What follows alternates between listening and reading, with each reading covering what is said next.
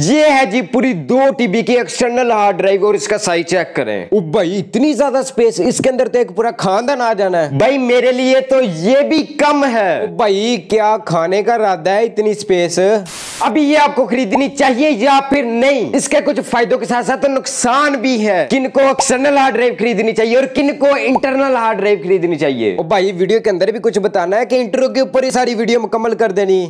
आप स्कूल जाते हैं, ऑफिस जाते हैं, जॉब वगैरह करते हैं, मतलब मेन चीज क्या, आपका एक कंप्यूटर घर है, दूसरा कंप्यूटर कोई दूसरी जगह है, ऑफिस वगैरह, और आपका जो डाटा है वो थोड़ा सा ज्यादा होता है। अगर आपका यूएसबी से गुजारा होता है तब तो ठीक है, नहीं तो आपको एक एक्सटर्नल हार्ड ड्राइव खरीदनी चाहिए। और सबसे मजे की बात कि आप एक्सटर्नल हार्ड ड्राइव को अपने मोबाइल के साथ भी कनेक्ट कर सकते हैं। अगर आपके पास सिर्फ और सिर्फ एक कंप्यूटर है तब आपको इंटरनल हार्ड ड्राइव की तरफ जाना चाहिए, ना कि एक एक्सटर्नल हार्ड ड्राइव की तरफ। अब ऐसा ना हो कि जो आपका कंप्यूटर है वो बाबा कायदे आज़म के दौर का हो और जो आप हार्ड है वो नहीं ले रहे हैं, तो फिर ये अच्छा कॉम्बिनेशन नहीं बनेगा। आपकी विंडो का मसला बन जाएगा, इस तरह के 100 मसले बनते रहेंगे। तब आपको हार्ड ड्राइव नहीं बल्कि पूरा कंप्यूटर ही नया लेना चाहिए। अगर आपके पास लैपटॉप है तो इसकी जो इंटरनल हार्ड है उसको रिप्लेस करवा दे, नहीं लगवा ले बड़ी साइज की। अगर ऐसा नहीं कर सकते तो आपके लैपटॉप के अंदर डीवीडी रूम है उसको निकलवाएं, वहां पर एक कैडी मिलती है 200-300 रुपए की, उसको ले, उसके अंदर एक हार्ड रखें और अपने लैपटॉप की हार्ड को बढ़ा दें। अगर आप ये दोनों नहीं काम कर सकते तो फिर आपको एक्सटर्नल हार्ड ड्राइव ही खरीदनी चाहिए। अभी जल्दी से एक्सटर्नल हार्ड ड्राइव के ना नुकसान बता दो। एक्सटर्नल हार्ड ड्राइव का एक और सबसे बड़ा नुकसान है जी सेफ्टी का, कि ये आपको सेफ्टी ज्यादा प्रोवाइड नहीं करती। मेरे कहने का मतलब है ये इंटरनल हार्ड लगी है सिस्टम के अंदर,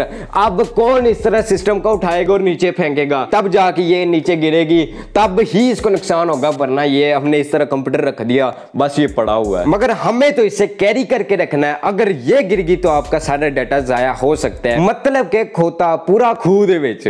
भाई तेरे पास लैपटॉप भी है, कंप्यूटर भी है, फिर भी ये एक्सटर्नल हार्ड ड्राइव ही क्यों ली है? तो इसकी मेन 3 रीजन है। अभी सबसे पहले दूसरी सुने, पहली मैं आपको आगे जाके बताता हूँ। दूसरी चीज है जी मेरे लैपटॉप के अंदर कोई भी जगह नहीं है कि मैं कोई इजाफी हार्ड को लगा सकूं, और ना ही कोई इसके अंदर डीवीडी रूम है जिसको निकलवा कर वहां पर हार्ड रखवा सकूं। तो भाई इसकी हार्ड को रिप्लेस करवा देते। आपने बिल्कुल सही कहा, लेकिन मेरे लैपटॉप के अंदर लगी है जी SSD, और SSD की स्पीड हार्ड से 10 गुना ज्यादा है। अगर मैं इसको रिप्लेस करवाता हार्ड से तो मेरे लैपटॉप की परफॉर्मेंस के अंदर जमीन आसमान का फर्क मुझे पड़ जाना था, क्योंकि मैंने डो फोटोशॉप वगैरह इस तरह की हैवी चीजें चलानी होती है, तो तब वहां पर मुझे बहुत ज्यादा परफॉर्मेंस लो देखने को मिलेगी। तो ऐसा तो मैं करने से रहा। अभी आप कहेंगे तो चलो SSD रिप्लेस करवा लेते।